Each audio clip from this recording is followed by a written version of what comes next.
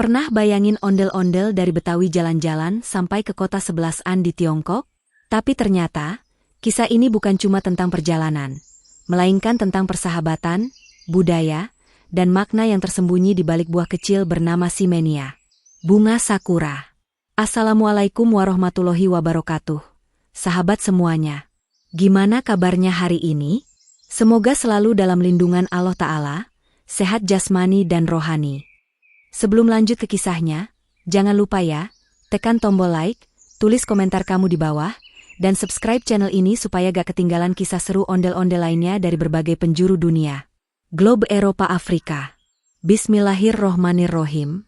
Semoga kisah ini membawa manfaat, menambah wawasan, dan menguatkan iman kita semua. Herba. Segala puji bagi Allah, Tuhan semesta alam, yang menciptakan langit dan bumi, dan menjadikan perbedaan budaya di dunia sebagai tanda-tanda kebesarannya. Globe dengan Asia Australia.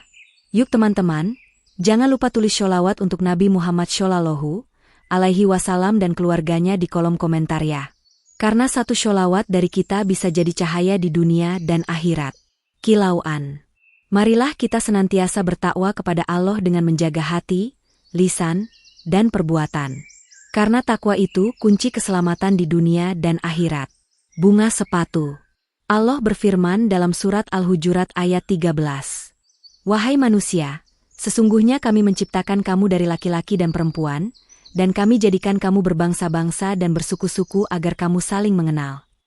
Ayat ini mengajarkan bahwa perbedaan budaya, bahasa, dan tradisi, seperti antara Betawi dan Tiongkok, adalah sarana untuk saling mengenal dan menghargai. Hati Merah 2. Tulis juga ya, kalian berasal dari mana? Siapa tahu ondel-ondel berikutnya akan berkunjung ke daerah kalian dalam cerita selanjutnya. Wajah tersenyum dengan mulut terbuka dan mata bahagia. Tonton video ini sampai akhir, karena di bagian deskripsi ada satu pertanyaan seru. Yang jawabannya benar bakal dapat hadiah spesial doa yang akan disampaikan di penutup. Pompa konfeti. Di pagi yang cerah, matahari perlahan terbit di ufuk timur, memandikan kota kuno sebelasan dengan cahaya keemasan yang lembut. Embun masih bergelayut di dedaunan, menetes perlahan ke jalan-jalan batu tua yang sudah berabad-abad menjadi saksi sejarah perjalanan manusia. Suara pedagang mulai terdengar dari kejauhan, menyatu dengan denting lonceng sepeda dan langkah kaki warga yang bersiap membuka hari. Di antara keramaian pagi itu, tiba-tiba terlihat sosok tinggi menjulang yang tidak biasa, ondel-ondel dari Betawi. Wajahnya yang tersenyum lebar, dihiasi cat merah dan biru yang khas, tampak berkilau tertimpa sinar mentari pagi. Ia bukan datang berjalan, melainkan berdiri gagah di atas ekor santus, seekor burung besar berwarna keemasan yang bersayap lebar seperti sayap naga dalam legenda Tiongkok. Santus itu melangkah dengan anggun. Bulu-bulunya memantulkan cahaya pagi, hingga tampak seolah-olah berkilau seperti emas cair. Setiap kali ia mengepakkan sayapnya, angin lembut berhembus, mengibaskan debu halus dari jalanan batu sebelasan yang tua. Penduduk kota yang melihat pemandangan itu pun berhenti sejenak. Anak-anak menunjuk ke arah langit sambil berteriak kagum, sementara para pedagang buah dan rempah tersenyum heran, karena belum pernah mereka melihat makhluk seperti itu, apalagi membawa sosok raksasa dari negeri jauh di atas punggungnya. Ondel-ondel itu berdiri dengan tenang. Dari atas punggung santus, ia memandangi pemandangan di bawah. Pasar buah yang berwarna-warni membentang seperti karpet kehidupan. Meja-meja kayu tersusun rapi, penuh dengan buah-buahan dari berbagai daerah, apel merah dari pegunungan, jeruk segar dari lembah, delima manis dari Persia, hingga anggur ungu dari kebun utara. Suara tawar-menawar, tawa para ibu, dan teriakan penjual bergema dalam harmoni yang khas. Sebelasan, kota tua yang dulu menjadi gerbang jalur sutra, masih menyimpan denyut kehidupan yang tak pernah padam. Angin lembut menggerakkan jubah kain batik yang dikenakan ondel-ondel. Warna merah, kuning, dan hijau pada pakaiannya tampak kontras dengan nuansa batu abu-abu bangunan kuno di sekitarnya. Dari kejauhan, ia tampak seperti simbol dua budaya yang bersatu. Kearifan Betawi yang ceria berpadu dengan kebijaksanaan Tiongkok yang tenang. Di tangannya, ondel-ondel menggenggam sesuatu, buah mungil berwarna jingga keemasan, yang tampak bersinar lembut di bawah cahaya matahari. Buah itu bernama Simenia, buah yang dalam legenda disebut sebagai buah pemberi semangat, dipercaya bisa menumbuhkan keberanian dan menenangkan hati siapapun yang memakannya. Ondel-ondel menatap buah itu dengan pandangan penuh rasa ingin tahu. Ia mengangkatnya tinggi-tinggi ke arah sinar matahari, memperhatikan bagaimana cahaya menembus kulit buahnya yang halus. Aroma manis bercampur sedikit asam menyapa hidungnya, membuatnya tersenyum. Dalam hatinya ia berkata pelan, beginilah rasanya menemukan hal baru di negeri orang. Ada rasa penasaran, ada keindahan, dan ada harapan bahwa semua ini adalah bagian dari perjalanan yang ditakdirkan. Ia menggigit sedikit buah itu. Rasa segarnya segera menyebar di lidah, perpaduan antara manis seperti mangga muda dan asam lembut seperti jeruk bali. Sensasi itu membuatnya menutup mata sejenak. Seketika ia merasa semangatnya mengalir deras, seperti ada kekuatan baru yang menyatu dalam dirinya. Ia merasakan hawa hangat di dadanya, seperti energi matahari yang turun menembus kulitnya. Santus, burung keemasannya, mengeluarkan suara lembut, seolah ikut merasakan perubahan itu. Dari atas udara, burung itu berputar sekali di atas pasar, menarik perhatian semua orang di bawah. Lihat, ada raksasa tersenyum di atas burung emas, teriak seorang anak kecil sambil tertawa. Ibunya menepuk lembut pundaknya, itu bukan raksasa, nak, itu penjaga budaya dari negeri jauh. Anak itu menatap lebih lama, lalu bertanya polos, apakah dia datang membawa cerita? Ibunya hanya tersenyum dan menjawab, mungkin saja, karena setiap tamu dari jauh pasti membawa hikmah. Ondel-ondel mendengar percakapan itu, dan senyum di wajah kayunya semakin lebar. Ia tahu, kehadirannya bukan sekadar untuk berjalan-jalan. Ia merasa seperti sedang menjalankan misi persahabatan dan kebudayaan, mengajarkan bahwa seni dan tawa bisa menyatukan hati manusia dimanapun berada. Santus menurunkan tubuhnya perlahan, membuat ondel-ondel bisa melihat lebih dekat wajah-wajah penduduk sebelasan yang tersenyum menyambutnya. Langkah demi langkah, Santus berjalan di antara kios-kios buah. Para pedagang menunduk hormat, beberapa mengangkat buah tangan mereka sebagai tanda selamat datang. Seorang pedagang tua memberikan sekeranjang kecil berisi buah delima sambil berkata, selamat datang di sebelasan, penjaga dari barat.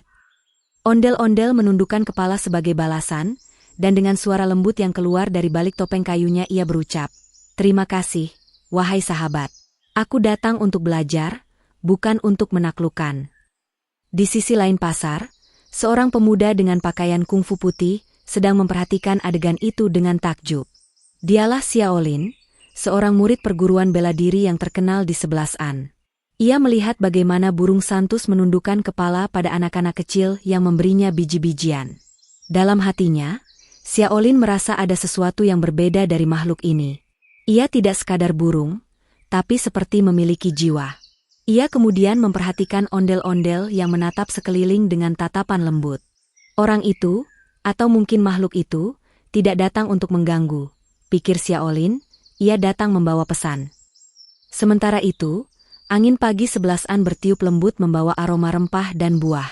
Suara musik tradisional dari kecapi Tiongkok terdengar samar, mengiringi langkah Santus dan ondel-ondel yang melintasi jalanan batu.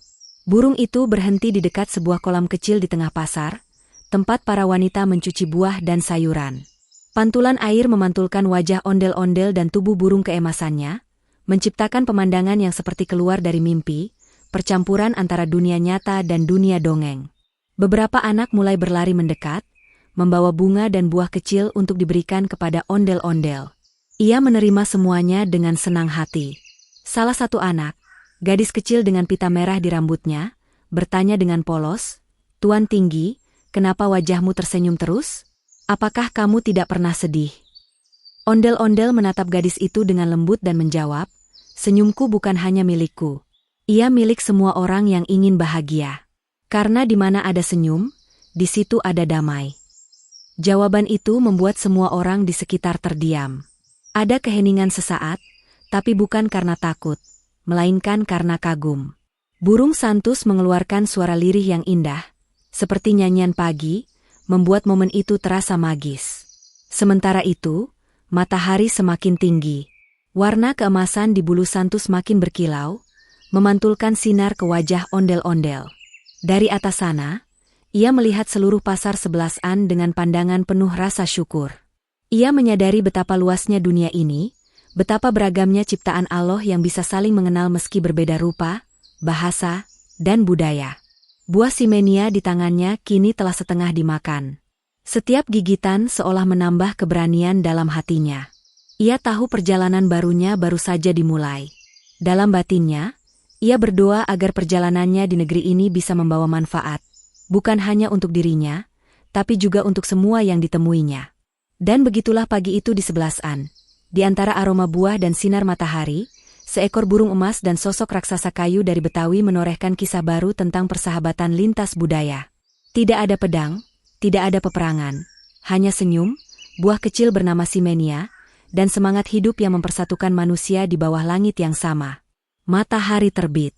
Saat itu, di tengah hiruk pikuk pasar Sebelasan yang penuh warna dan kehidupan, muncullah sosok pemuda bernama Xiaolin. Ia dikenal oleh seluruh pedagang pasar sebagai pemuda yang ceria, rendah hati, dan sangat mahir dalam seni bela diri kungfu. Setiap pagi, sebelum matahari benar-benar tinggi, Xiaolin selalu datang ke pasar untuk membantu para pedagang menata barang dagangan mereka. Ia tidak hanya lihai bertarung, tapi juga memiliki hati yang lembut. Seringkali ia membantu para ibu mengangkat keranjang buah, menolong anak-anak kecil menyeberang jalan, bahkan menghibur orang tua yang sedang letih berdagang dengan celoteh lucunya. Hari itu, langkah kaki Xiaolin terasa berbeda. Ada semangat yang tak biasa dalam dirinya. Sejak dari kejauhan, ia sudah mendengar suara riuh tawa dan kekaguman warga. Udara pagi membawa aroma segar buah-buahan dan semilir musik kecapi yang berpadu dengan suara burung-burung. Namun di antara semua suara itu, ada sesuatu yang membuatnya berhenti. Tatapannya tertuju pada sosok tinggi yang berdiri di tengah pasar, di atas seekor burung emas bersayap lebar, sosok yang tak pernah ia lihat seumur hidupnya. Apakah aku sedang bermimpi? Gumam Xiaolin pelan sambil mengucek matanya. Tapi tidak, sosok itu nyata. Ia melihat dengan jelas, ondel-ondel dengan wajah besar tersenyum ramah, mengenakan pakaian berwarna cerah dengan motif khas Betawi, berdiri tegak di atas punggung santus, burung besar berwarna keemasan yang bulunya berkilau terkena sinar matahari pagi. Orang-orang di sekitar masih ramai berkerumun, sebagian memotret dengan gulungan tinta gambar khas Tiongkok, sebagian lainnya hanya menatap kagum. Anak-anak berlarian mengelilingi santus, sementara para pedagang menatap dengan campuran rasa heran dan takjub. Xiaolin, yang terbiasa menghadapi segala hal dengan tenang, justru merasa hatinya bergetar. Ia bukan takut, tapi tertarik. Ada sesuatu dalam sosok ondel-ondel itu yang membuatnya merasa akrab.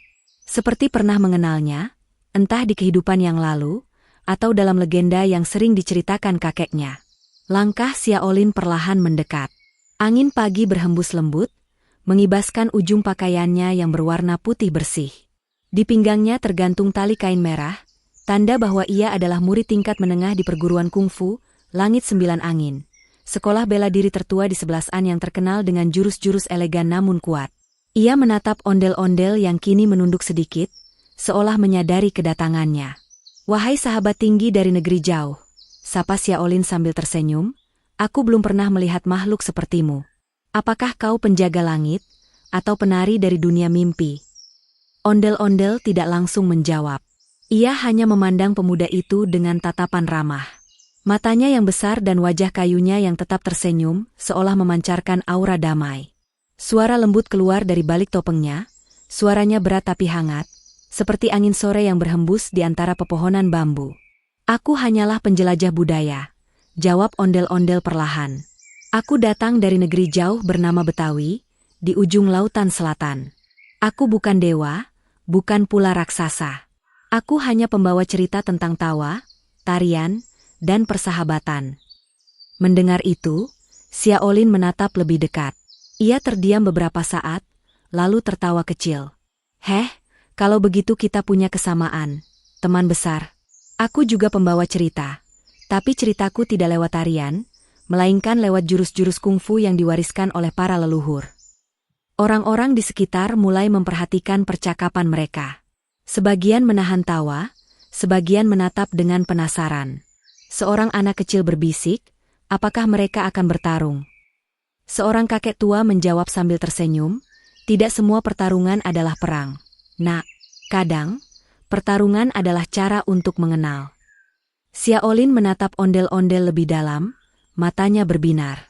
"Hai teman besar dari jauh," katanya dengan nada menantang tapi penuh hormat, "apakah kau siap menguji jurus-jurus kuku?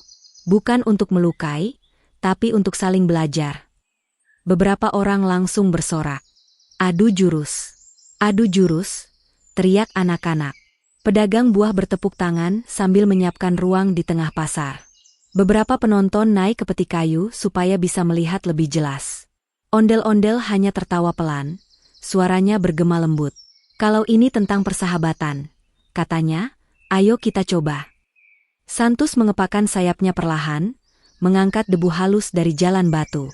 Udara berputar, membuat selembar kain merah milik Xiaolin terangkat, menari di udara.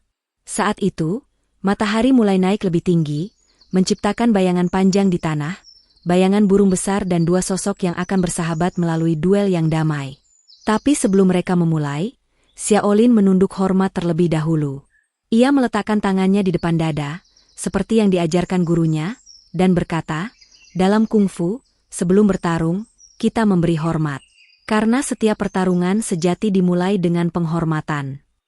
Ondel-ondel membalas dengan menundukkan kepala, gerakannya pelan namun penuh wibawa. Semua yang menonton hening sejenak, menyadari bahwa mereka tidak sedang menyaksikan adu kekuatan, melainkan pertemuan dua jiwa dari dua dunia berbeda. Xiaolin kemudian melangkah mundur 3 kali, menyiapkan kuda-kuda jurus pertamanya, angin membelai bambu. Gerakannya lembut, tapi penuh tenaga tersembunyi. Lengan dan kakinya bergerak seperti aliran air. Setiap langkahnya disertai hembusan napas teratur. Ondel-ondel memperhatikan dengan seksama, seolah menari mengikuti irama angin. Lalu tiba-tiba, ia menggerakkan tangannya, gerakan khas Betawi yang biasa digunakan dalam tarian ondel-ondel, lenggang, putar, dan hentak ringan. Penonton bersorak. "Lihat, raksasa itu bisa menari," teriak seseorang. Xiaolin tersenyum. Ia tidak menyangka ondel-ondel bisa meniru gerakannya dengan keanggunan tersendiri.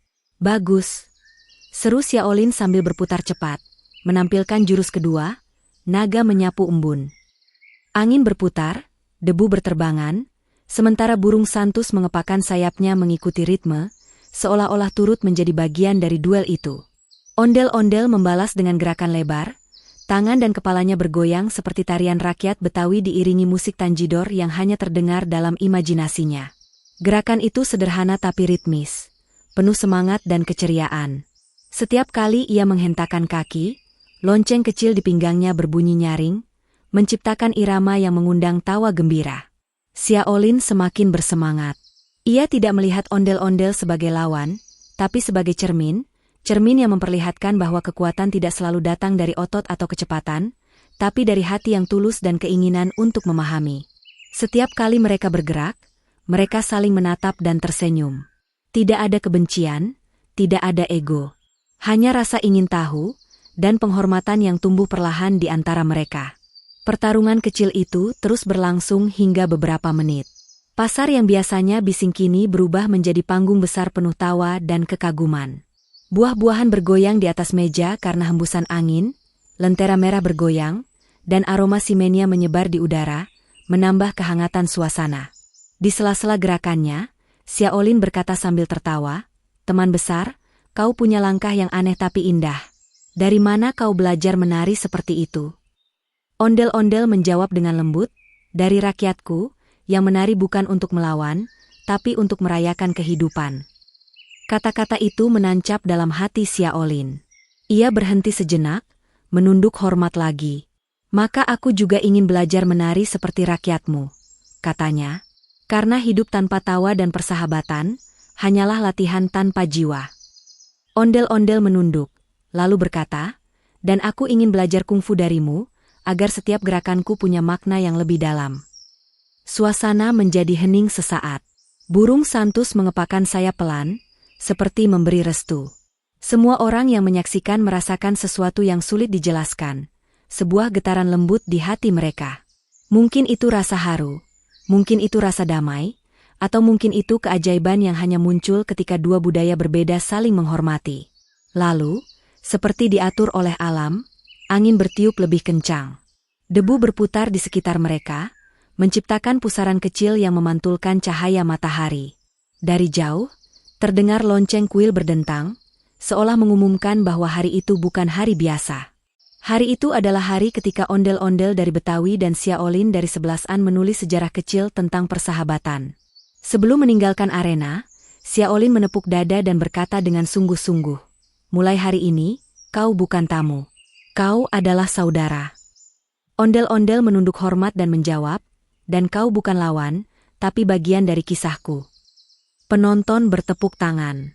Anak-anak bersorak, para pedagang tersenyum, dan bahkan burung-burung di udara tampak berputar-putar di atas mereka. Di tengah pasar 11an yang kini dipenuhi semangat persahabatan, dua jiwa dari dua negeri berbeda memulai babak baru. Sebuah pertemuan yang akan dikenang bukan karena jurus yang hebat, tapi karena hati yang saling memahami. Di langit, sinar matahari perlahan bergeser, meninggalkan jejak keemasan di bulu Santus. Ondel-ondel memegang buah simenia di tangannya, sementara Xiaolin mengangkat tangan memberi salam hormat. Mereka berdua tersenyum, menyadari bahwa kadang, jurus terbaik dalam hidup bukanlah pukulan atau tendangan, melainkan senyum dan niat baik. Duel pun dimulai, bukan dengan amarah, bukan dengan teriakan, melainkan dengan tawa yang lepas dan kehangatan yang tulus. Tidak ada pedang, tidak ada senjata, hanya gerakan tubuh yang berpadu dengan irama kehidupan. Di tengah pasar 11an yang ramai, di bawah deretan lentera merah yang bergoyang pelan tertiup angin, dua sosok dari dunia berbeda mulai menunjukkan keindahan budaya masing-masing. Kungfu yang luwes dari timur Tiongkok, dan tarian ondel-ondel yang megah dari Betawi. Xiaolin melangkah lebih dulu. Tubuhnya yang ramping bergerak lincah seperti air yang menari di atas batu. Ia mulai dengan jurus pembuka, angin menyapa embun, sebuah gerakan yang lembut namun penuh tenaga tersembunyi. Setiap kali tangannya melingkar, kain merah di pinggangnya melambai indah mengikuti arah angin. Ia berputar sekali, dua kali, lalu berhenti dengan satu kaki diangkat, menatap lawannya sambil tersenyum. Ondel-ondel membalas dengan gerakan khasnya, bukan jurus, tapi tarian Betawi yang penuh semangat dan warna. Kakinya menghentak tanah dengan irama yang mantap, tangan besar dari anyaman bambunya melenggang ke kiri dan kanan, mengikuti suara imajiner dari musik tanjidor yang seolah menggema di dalam hati penonton. Topeng kayunya yang tersenyum lebar, membuat setiap gerakan terasa hidup dan hangat. Anak-anak kecil yang menonton di depan pasar mulai bersorak kegirangan. Mereka menirukan gerakan ondel-ondel sambil tertawa, sementara para pedagang buah menepuk tangan mengikuti irama. Seorang nenek tua yang menjual jeruk bahkan berteriak lucu, "Aduh, ondel-ondel menari di pasar 11an. Siapa sangka dunia ini bisa selucu ini." Sementara itu, Santus, burung besar berwarna keemasan yang menjadi sahabat ondel-ondel, tampak tidak mau kalah. Dengan lincah ia mengepakkan sayapnya dan terbang berputar di atas mereka. Di paruhnya, ia membawa buah simenia berwarna jingga kemerahan, buah kecil tapi harum, yang menjadi simbol persahabatan mereka. Burung itu berputar-putar sambil menuki ke bawah, seolah menari mengikuti irama kungfu dan tarian yang sedang berpadu di bawahnya. Setiap kali sayapnya mengepak, udara di pasar berputar, membawa aroma buah-buahan segar, jeruk, apel, simenia, dan semangka yang baru dipotong. Xiaolin, yang masih menari dengan jurus kungfunya, melompat ke udara dengan jurus naga melompat dari air. Ia berputar cepat, lalu mendarat di hadapan ondel-ondel dengan posisi siap. Namun alih-alih menyerang, ia justru memberi salam dengan kedua tangannya yang digenggam di depan dada. Ondel-ondel pun membalas dengan gerakan khas Betawi, melenggang ke depan, lalu menunduk perlahan dengan penuh hormat. Tiba-tiba, penonton berteriak, bukan karena takut, melainkan karena lucu. Rupanya ketika ondel-ondel melangkah, ujung kainnya tersangkut di keranjang buah milik seorang pedagang. Buah-buah simenia yang berada di dalamnya pun berguling keluar, menggelinding ke segala arah. Anak-anak segera berlarian mengejar buah-buah kecil itu sambil tertawa, dan Santus pun turun dari udara untuk membantu. Ia memungut satu persatu buah dengan paruhnya, mengumpulkannya di dekat kaki ondel-ondel, seolah menjadi pelayan setia yang tahu tanggung jawabnya. "Wah, jurus baru ya? Jurus buah bergelinding," seru Xiaolin sambil tertawa. Ondel-ondel menoleh dengan gaya jenaka, mengangkat tangannya dan menjawab, "Hehe, itu bukan jurus, tapi gaya khas Betawi, tari sangkut keranjang." Semua orang tertawa. Suasana pasar yang biasanya sibuk dengan jual beli kini berubah menjadi panggung tawa dan kegembiraan. Para pedagang lupa sejenak dengan dagangan mereka, pembeli berhenti menawar, dan anak-anak menari bersama bayangan ondel-ondel di bawah sinar mentari pagi. Di antara tawa itu, Xiaolin kembali mengambil posisi. Ia mengayunkan tangannya dengan cepat, menciptakan hembusan angin kecil yang menerbangkan beberapa daun kering di tanah. Lalu ia berkata, "Sekarang, aku akan mencoba jurus angin 11-an, jurus yang menguji keseimbangan." Ia melompat tinggi, berputar, lalu mendarat ringan. Namun tepat saat ia mencoba langkah berikutnya, kakinya menginjak kulit buah simenia yang jatuh tadi. Ples! Ia tergelincir dan jatuh dengan gaya yang begitu lucu, hingga semua orang tak bisa menahan tawa. Bahkan ondel-ondel pun tertawa sampai tubuh kayunya bergoyang. "Wahai Xiaolin," seru ondel-ondel di sela tawanya. "Tampaknya jurusmu berubah jadi jurus pisang tergelincir." Xiaolin bangkit sambil menggaruk kepala. "Hehe, ternyata jurus buahmu lebih licin dari kungfuku," katanya malu-malu. Ia tertawa bersama ondel-ondel, tanpa sedikit pun rasa marah. Itulah keindahan momen itu, dua budaya, dua kepribadian, saling menggoda tanpa menyakiti. Sementara itu, burung santus turun perlahan, membawa sebiji simenia di paruhnya. Ia mendekati Xiaolin, lalu menjatuhkan buah itu di tangannya. Xiaolin menatapnya, lalu tersenyum. "Terima kasih, teman bersayap." Ia menggigit sedikit buah itu, merasakan rasa asam manis yang menari di lidahnya. "Rasanya seperti pertemanan kita," katanya, "kadang asam, tapi menyegarkan." Ondel-ondel tertawa lembut. "Benar," katanya, "manis dan asam hidup kadang datang bersamaan. Yang penting, kita tetap menari di dalamnya." Angin lembut berhembus lagi, mengibaskan lentera-lentera merah di atas mereka. Sinar matahari menembus sela-sela kain, menciptakan pantulan warna merah, oranye, dan emas di udara. Suasana pasar terasa seperti mimpi. Manusia, burung, dan boneka besar menari dalam satu irama harmoni dunia. Beberapa biksu dari kuil terdekat bahkan datang dan menonton dari kejauhan. Salah satu dari mereka berbisik kepada yang lain, "Lihatlah, tanpa kata-kata, mereka mengajarkan tentang kedamaian." Di tengah riuh tawa, Xiaolin tiba-tiba berhenti sejenak. Ia menatap ondel-ondel dan berkata dengan serius, "Temanku, aku belajar sesuatu hari ini. Dalam kungfu, kami diajarkan keseimbangan antara tubuh dan jiwa. Tapi kau menunjukkan keseimbangan antara hati dan tawa. Itu pelajaran baru bagiku." Ondel-ondel menjawab dengan suara lembut, "Dan aku belajar dari jurusmu, bahwa kekuatan tidak selalu keras. Kadang, kelembutan juga bisa menundukkan angin." Ucapan itu membuat beberapa penonton terdiam. Mereka mulai menyadari bahwa di balik tawa dan kelucuan, ada pesan yang dalam tentang kehidupan. Bahwa setiap perbedaan budaya bisa berpadu, asal ada niat baik di dalamnya. Bahwa setiap gerakan, baik itu jurus kungfu maupun langkah tarian, jika dilandasi kasih sayang, bisa menjadi doa yang menembus batas bahasa dan negeri. Anak-anak yang tadi menari kini duduk di pinggir pasar, memperhatikan dua tokoh itu dengan mata berbinar. Salah satu anak kecil berbisik kepada ibunya, "Bu, kalau besar nanti aku ingin jadi seperti Xiaolin dan ondel-ondel, biar bisa berteman dengan siapapun." Sang ibu tersenyum, membelai rambut anaknya, dan berkata, "Itulah jurus terbaik, nak, jurus hati yang baik." Lalu, Santus kembali terbang tinggi, membawa beberapa buah simenia di paruhnya. Ia menebarkannya ke udara, dan buah-buah itu jatuh perlahan seperti hujan jingga di bawah sinar mentari. Orang-orang menadahkan tangan, menangkapi buah-buah kecil itu sambil tertawa bahagia.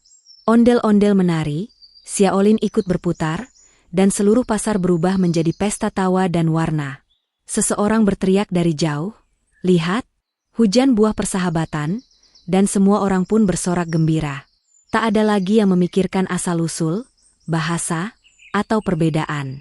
Hanya ada rasa syukur karena bisa tertawa bersama. Di tengah semua keriuhan itu, seekor kucing pasar mendekati ondel-ondel dan Xiaolin. Ia menjilat buah simenia yang jatuh di tanah, lalu bersin karena asamnya.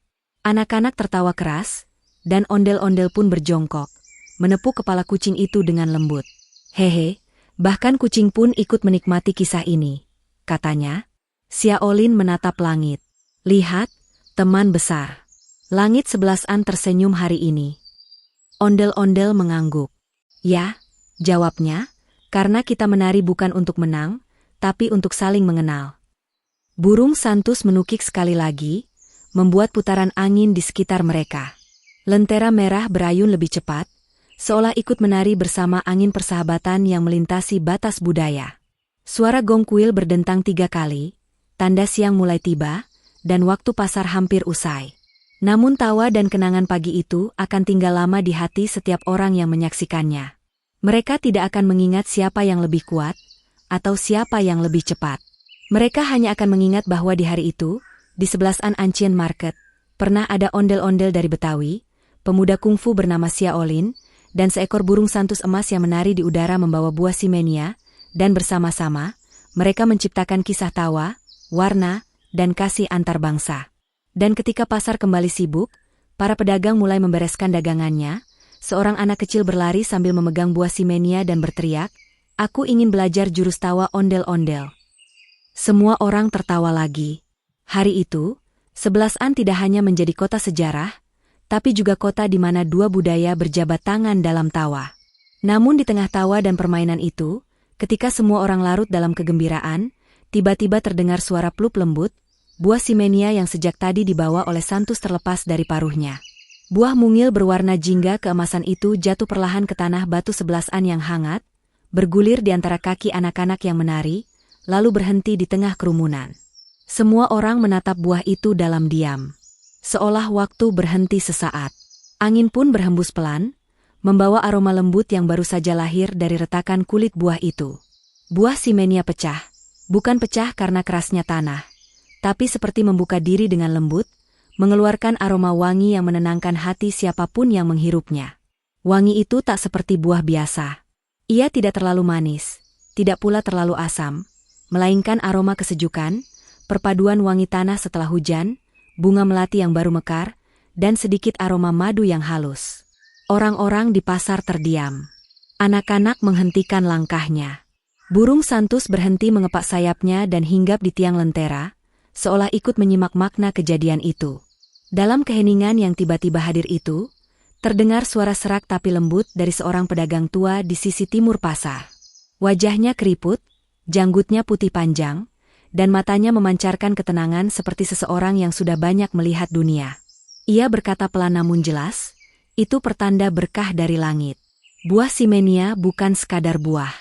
Ia adalah tanda dari Allah bahwa kedamaian turun kepada mereka yang bersahabat tanpa pamrih." Suara itu membuat semua kepala menoleh ke arah si pedagang tua.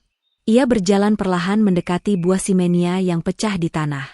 Dengan tangannya yang gemetar tapi lembut, ia memungut potongan buah itu, menatapnya dalam-dalam, lalu meletakkannya di atas telapak tangannya. "Lihatlah," katanya, warna jingganya tak pudar meski sudah retak. Artinya, kebaikan sejati tidak hilang walau diuji oleh kehidupan. Ondel-ondel menunduk, menatap buah itu dari ketinggian tubuhnya yang besar. Dari matanya yang digambar lebar di topeng kayu itu, tampak seperti ada pancaran rasa haru. Ia menyadari bahwa permainan mereka yang penuh tawa ternyata mengandung pelajaran besar, bahwa dalam setiap kebahagiaan, ada momen kecil yang mengajarkan makna kehidupan. Xiaolin, yang sejak tadi berdiri di samping ondel-ondel, ikut berjongkok. Ia menatap buah itu dan berbisik, begitu kecil, tapi mampu menenangkan seluruh pasar. Mungkin inilah yang disebut keseimbangan, saat sesuatu yang sederhana membawa kebahagiaan yang besar. Burung santus perlahan turun dari tiang lentera, hinggap di bahu ondel-ondel, dan menundukkan kepalanya seolah meminta maaf karena telah menjatuhkan buah itu. Ondel-ondel menepuk lembut kepala burung itu dan berkata dengan suara yang dalam namun hangat, "Tidak apa, sahabat. Kadang sesuatu perlu jatuh agar kita mengerti nilainya. Lihatlah, dari kejatuhan itu justru muncul keindahan." Pedagang tua itu tersenyum mendengar ucapan ondel-ondel. Ia mengangguk perlahan dan berkata, "Benar sekali, wahai tamu dari jauh. Begitu pula manusia. Saat hatinya retak karena ujian, seringkali dari sanalah keluar wangi kebaikan, seperti buah simenia ini." Itulah aroma ketulusan yang menenangkan siapapun di sekitarnya. Kata-kata itu menggema lembut di udara pasar. Orang-orang mulai menunduk, ada yang tersenyum, ada pula yang tampak terharu. Seorang ibu muda memeluk anaknya erat, berbisik, "Nak, ingatlah persahabatan itu seperti buah simenia. Bila kita jaga dengan baik, ia akan memberi rasa manis. Tapi bila pecah karena keikhlasan, ia justru mengeluarkan aroma kebaikan yang lebih indah." Anak kecil itu mengangguk pelan, lalu menatap ondel-ondel yang masih berdiri tegak di tengah pasar. Ia melihat bagaimana raksasa kayu itu tak menunjukkan kesedihan, hanya ketenangan. Dari balik topeng kayunya, seolah muncul cahaya kecil, cahaya ketulusan yang tak bisa dijelaskan dengan kata-kata. Xiaolin menatap ondel-ondel dan berkata pelan, "Temanku, sepertinya Allah telah menunjukkan tandanya hari ini. Buah yang kita mainkan ternyata mengandung pelajaran yang dalam. Aku merasa seolah sedang melihat cermin kehidupan." Ondel-ondel mengangguk perlahan. "Benar, Xiaolin," jawabnya lembut. "Aku datang dari jauh bukan hanya untuk menari, tapi juga untuk belajar. Dan hari ini aku belajar bahwa di balik tawa, selalu ada makna yang bisa menenangkan hati." Burung santus mengepakkan sayapnya perlahan, membuat buah simenia yang pecah itu berkilau di bawah sinar matahari siang. Beberapa tetes sari buahnya menetes ke tanah, meresap ke dalam debu pasar 11-an yang tua. Anehnya, dari tempat itu muncul semut-semut kecil yang segera datang, mengelilingi sisa buah itu tanpa berebut. Mereka saling berbagi tetesannya dengan teratur, seolah ikut memahami pesan kedamaian yang baru saja tercipta. Pedagang tua itu menatap pemandangan itu dengan mata berbinar. "Lihatlah," katanya, "bahkan makhluk sekecil semut pun tahu bagaimana cara berbagi berkah. Tidakkah kita, manusia yang berakal, harus lebih bijak dari mereka?" Kalimat itu membuat semua orang terdiam lagi. Namun kali ini bukan diam karena bingung, melainkan karena merenung.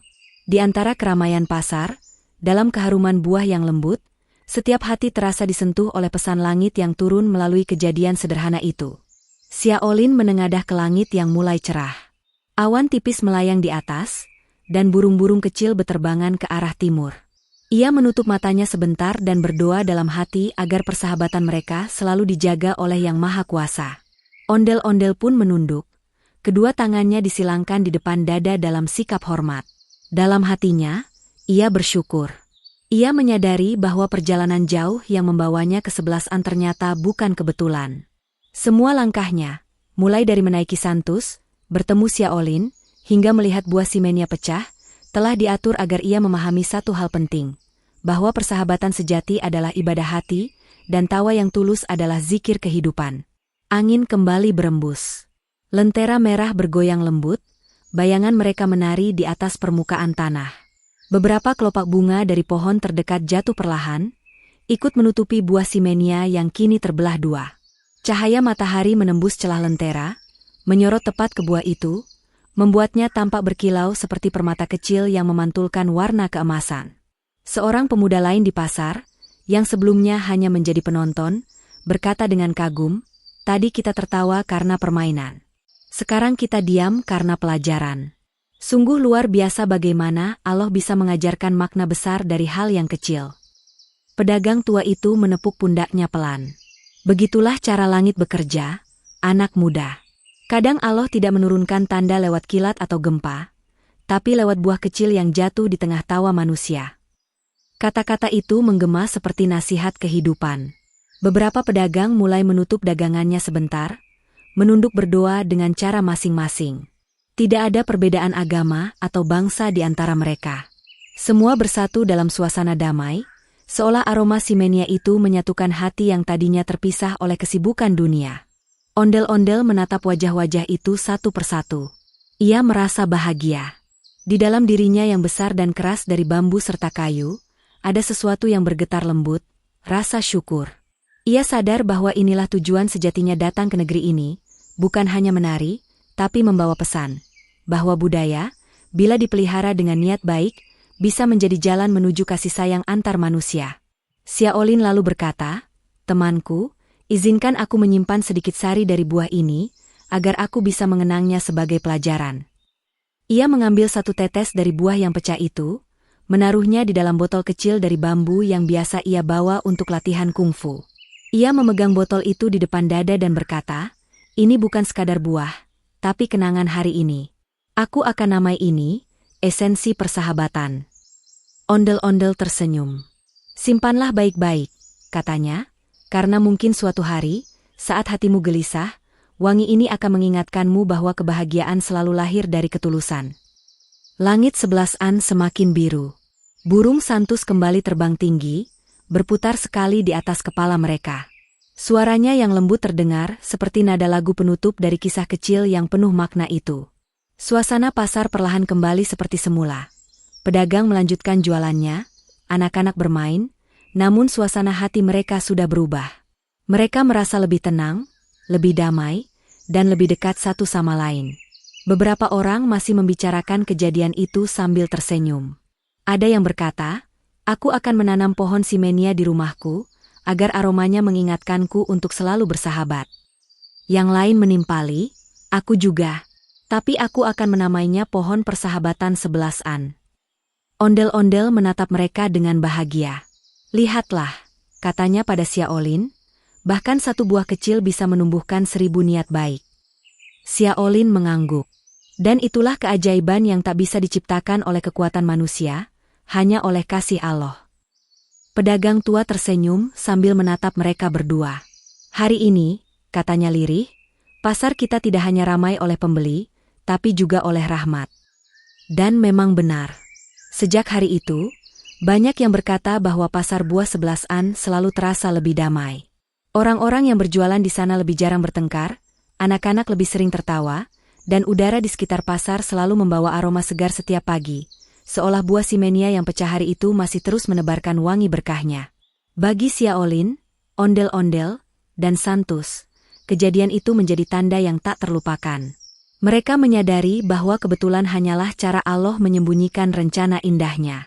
Bahwa setiap hal kecil, termasuk buah yang jatuh dan pecah, bisa menjadi jembatan bagi hati-hati yang ingin belajar tentang makna kehidupan, tentang cinta, dan tentang persaudaraan sejati.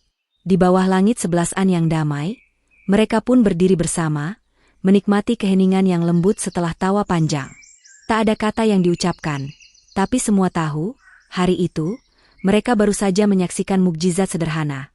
Buah kecil yang pecah, namun menyatukan jiwa-jiwa manusia dalam kedamaian. Sejak hari itu, suasana pasar 11an tak pernah sama lagi. Bukan hanya lebih ramai, tapi juga lebih hangat dan penuh keakraban. Orang-orang yang dulunya bergegas, kini suka meluangkan waktu untuk tersenyum, berbagi cerita, dan bahkan membantu satu sama lain tanpa pamrih. Seolah kejadian tentang buah simenia yang pecah tempo hari, telah meninggalkan jejak wangi di dalam hati setiap orang yang pernah menyaksikannya. Di pagi hari, ketika sinar matahari menembus kabut lembut yang menyelimuti jalan-jalan kuno 11an, suara tawa anak-anak terdengar lebih cerah. Mereka berlarian di antara deretan kios buah dan lentera merah yang tergantung di sepanjang jalan. Setiap kali mereka melihat buah berwarna jingga keemasan di meja pedagang, mereka akan berteriak riang, "Lihat, buah damai dunia." Sejak saat itu, buah simenia dijuluki buah damai dunia, bukan karena bentuknya yang indah, melainkan karena makna yang dikandungnya. Setiap potongan buah yang dijual di pasar itu kini diikat dengan seutas pita kecil berwarna merah dan putih, sebagai simbol persahabatan antara Betawi dari Indonesia dan 11an dari Tiongkok. Para pedagang buah mulai menuturkan cerita tentang kejadian ajaib itu kepada setiap pembeli baru. "Tahukah kamu," kata mereka sambil tersenyum, "buah ini dulu jatuh dari paruh burung emas dan mengeluarkan aroma kedamaian. Sejak itu, pasar kita diberkahi oleh langit. Dan orang-orang pun akan membeli buah itu bukan hanya untuk dimakan, tapi juga untuk dijadikan simbol kasih dan perdamaian di rumah mereka." Ondel-ondel, sang tamu besar dari Betawi, memutuskan untuk tinggal lebih lama di 11an. Ia disambut seperti keluarga oleh para penduduk. Siapapun yang melihatnya di pagi hari akan tersenyum dan menyapa, "Selamat pagi, sahabat dari selatan." Dan ondel-ondel akan menjawab dengan suara lembut dari balik topeng kayunya, "Selamat pagi, saudara dari timur." Ia menghabiskan hari-harinya dengan bercerita tentang Betawi, tentang tanjak, tanjidor, lenong, kerak telur, dan kembang kelapa, tentang bagaimana di negeri kepulauannya, manusia hidup di tengah laut dan gunung, tapi selalu saling menolong. Orang-orang 11an mendengarkan dengan kagum. Mereka belum pernah mendengar cerita tentang negeri di bawah garis khatulistiwa, tempat matahari seolah tak pernah malas bersinar, dan tawa orang-orangnya seperti lagu yang tak habis dinyanyikan. "Budayamu indah sekali," kata seorang wanita tua penjaga toko rempah kepada ondel-ondel suatu pagi. "Setiap kata-katamu seperti tarian, setiap gerakmu seperti doa." Ondel-ondel menunduk sopan. "Karena di tempatku, Bu, tarian dan doa adalah saudara kembar. Kami menari untuk bersyukur, bukan untuk dipuji." Ucapan itu menyentuh hati banyak orang di pasar. Mereka mulai melihat bahwa kebudayaan bukan sekadar hiburan, tapi jembatan antara manusia dan kebaikan. Di sisi lain pasar, Xiaolin, pemuda ahli kungfu yang ceria itu, kini menjadi murid baru ondel-ondel. Setiap sore, di lapangan kecil di depan kuil tua, keduanya berlatih menari tarian Betawi. Ondel-ondel mengajarkan langkah-langkah dasar dengan gerakan tangan yang lebar dan irama yang riang. Xiaolin menirunya dengan semangat, meski kadang langkah kakinya terlalu cepat. "Hahaha, pelan-pelan, Xiaolin," kata ondel-ondel sambil tertawa. "Tarian Betawi bukan untuk menang, tapi untuk menikmati." Xiaolin membalas tawa itu. "Kalau begitu, tarian ini mirip kungfu yang kujalani. Di dalamnya bukan hanya gerakan, tapi juga jiwa." Maka lahirlah sebuah perpaduan budaya yang unik. Tarian Betawi yang diiringi pukulan drum Tiongkok, dan langkah kungfu yang mengalun dalam irama gambang kromong. Orang-orang yang menonton menamainya Tari Ximenia, sebuah tarian baru yang menggambarkan persahabatan dua bangsa. Burung Santus, sang burung emas bijak, menjadi saksi setia dari semua itu. Ia kini sering terbang di atas pasar 11an setiap pagi, mengeluarkan suara lembut dari paruhnya yang seolah berisi doa. Penduduk setempat percaya bahwa jika mereka mendengar kicauan Santus di pagi hari, maka hari itu akan berjalan damai. Banyak anak kecil yang menggambar Santus di dinding sekolah mereka.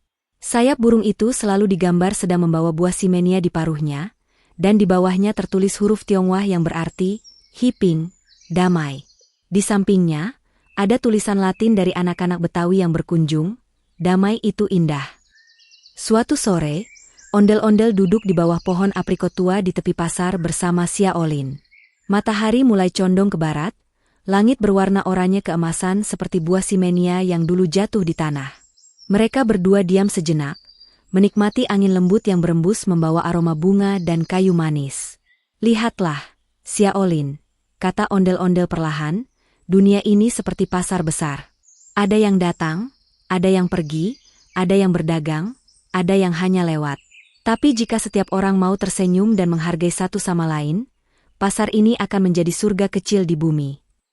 Xiaolin mengangguk. "Aku baru mengerti sekarang," katanya. "Dulu aku berpikir kungfu adalah tentang kekuatan. Tapi setelah menari bersamamu, aku tahu bahwa kekuatan sejati ada pada kelembutan hati." Burung Santus yang hinggap di dahan di atas mereka berkicau, seolah menyetujui perkataan itu. Daun-daun bergoyang lembut, beberapa kelopak bunga jatuh, menari di udara sebelum menyentuh tanah. Beberapa hari kemudian, kabar tentang persahabatan antara ondel-ondel dan Xiaolin tersebar ke seluruh penjuru kota. Banyak seniman datang ke pasar 11an untuk menyaksikan mereka tampil. Mereka tidak hanya menari, tapi juga berdialog di atas panggung kecil, membicarakan makna budaya, kedamaian, dan rasa syukur. Sebuah kelompok pemuda 11an bahkan membuat festival tahunan yang dinamakan Hari Ximenia untuk mengenang peristiwa itu. Setiap tahun, pada hari di mana matahari paling cerah di musim semi, masyarakat akan berkumpul di pasar itu, menggantung lentera jingga, menari bersama, dan membagikan buah Ximenia gratis kepada siapapun yang datang. Tak lama kemudian, kabar tentang buah damai dunia itu sampai ke telinga para pedagang dari negeri lain. Dari India, Arab, hingga Nusantara. Mereka datang, membeli bibit Ximenia, dan menanamnya di tanah masing-masing. Hingga suatu hari, buah itu benar-benar tumbuh di Indonesia, di sebuah kampung kecil di tepi Jakarta. Orang Betawi menyebutnya buah si manis dunia. Setiap kali mereka memetiknya, mereka akan mengingat kisah ondel-ondel yang menari di 11an, membawa pesan damai lintas lautan. Waktu berlalu. Musim berganti. Ondel-ondel tahu bahwa waktunya untuk kembali ke tanah kelahirannya sudah dekat. Namun sebelum pergi, ia berkumpul bersama semua sahabat barunya di pasar 11-an. Ada Xiaolin, pedagang tua, ibu penjual rempah, anak-anak kecil, dan tentu saja, burung santus yang hinggap di bahunya. Dalam perpisahan itu, mereka menyalakan lilin kecil berwarna jingga, menandakan cahaya persahabatan yang tak akan padam meski mereka berjauhan. Xiaolin berkata sambil menahan haru, "Temanku, Betawi dan 11-an mungkin jauh, tapi hati kita kini satu." Ondel-ondel menjawab lembut, "Jarak hanya milik bumi, tapi persahabatan milik langit." Mereka berpelukan, diiringi lagu lembut dari seruling bambu yang dimainkan seorang anak kecil. Orang-orang meneteskan air mata, tapi bukan karena sedih, melainkan karena bahagia telah mengenal seseorang yang mengajarkan bahwa budaya adalah bahasa cinta yang dimengerti semua bangsa. Saat fajar keesokan harinya, ondel-ondel menaiki kembali burung santus. Dengan sayapnya yang keemasan, burung itu terbang tinggi melewati atap-atap rumah 11-an, melintasi sungai dan lembah, menuju arah barat daya. Dari bawah, penduduk melambaikan tangan, meneriakkan, "Zaijian, Pengyou." "Sampai jumpa, sahabat." Ondel-ondel mengangkat tangannya, menjawab dengan suara bergema, "Terima kasih, saudara-saudara. Semoga damai menyertai kalian." Dan ketika sinar matahari pertama menyentuh sayap santus, seluruh pasar 11-an tampak berkilau keemasan, seperti buah simenia raksasa di tengah bumi. Sejak hari itu, pasar 11-an tak lagi sekadar tempat jual beli. Ia menjadi simbol kehidupan yang penuh kasih. Orang-orang dari berbagai bangsa datang ke sana bukan hanya untuk berdagang, tapi untuk belajar tentang persaudaraan, menghormati perbedaan, dan memahami bahwa damai bukan sekadar kata, tapi tindakan. Setiap kali seseorang merasa marah atau kecewa, mereka akan datang ke pasar itu, duduk di dekat batu tempat buah simenia dulu pecah, dan menutup mata. Mereka berkata, aroma damai masih terasa di sana. Xiaolin sendiri menjadi guru kungfu sekaligus penari Betawi. Ia mengajarkan murid-muridnya bahwa kekuatan sejati tidak terletak pada tangan, melainkan di dalam hati yang tenang. Di dinding tempat latihannya tergantung 2 kalimat besar, ditulis dengan kuas bambu. Kekuatan tanpa kasih adalah kehampaan. Tarian tanpa jiwa adalah langkah tanpa arah. Dan di bawah tulisan itu, tergantung seikat kecil buah simenia kering, simbol kenangan abadi. Sementara itu, di Jakarta, di tengah suara ondel-ondel yang berkeliling membawa tawa anak-anak, sering terdengar seseorang berkata kepada temannya, "Kau tahu, dulu ondel-ondel pernah pergi jauh sampai ke Tiongkok." Yang lain menjawab, "Ah masa? Untuk apa?"